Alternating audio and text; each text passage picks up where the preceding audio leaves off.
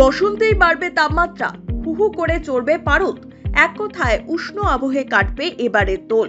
দ্রুত গতিতে ঊর্ধ্বমুখী হচ্ছে দক্ষিণবঙ্গের তাপমাত্রা।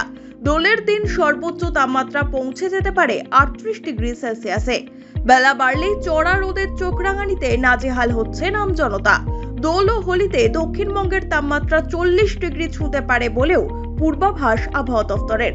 তবে উত্তরবঙ্গের আবহাওয়া নিয়ে একেবারে ভিন্ন কথা শোনা যাচ্ছে।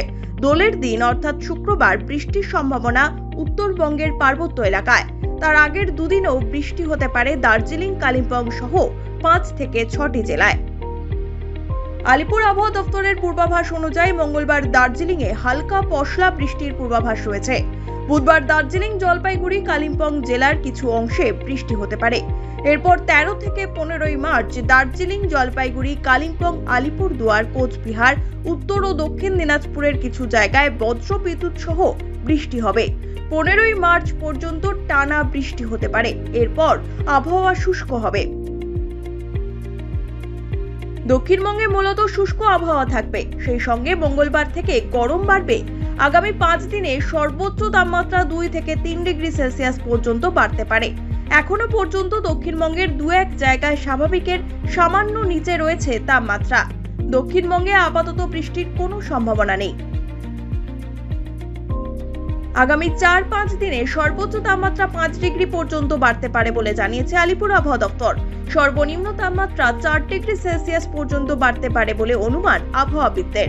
দোলের দিন রীতিমতো গরমের অনুভূতি থাকবে গোটা দক্ষিণবঙ্গে। মঙ্গলবার সকালে কিছুক্ষণের জন্য মনোরম আবহাওয়া ছিল কলকাতা ও তার আশেপাশের জেলাগুলিতে।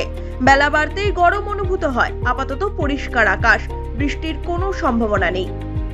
আলিপুর আবহাওয়া দফতরের পূর্বাভাস অনুযায়ী ক্রমশ বাড়বে সর্বোচ্চ ও সর্বনিম্ন তাপমাত্রা। শুক্রবার হোলির দিনের আগেই 36 ডিগ্রি সেলসিয়াসে চড়তে পারে তাপমাত্রা। কলকাতায় রাতের তাপমাত্রা 22.6 থেকে বেড়ে হয়েছে 23.2 ডিগ্রি সেলসিয়াস।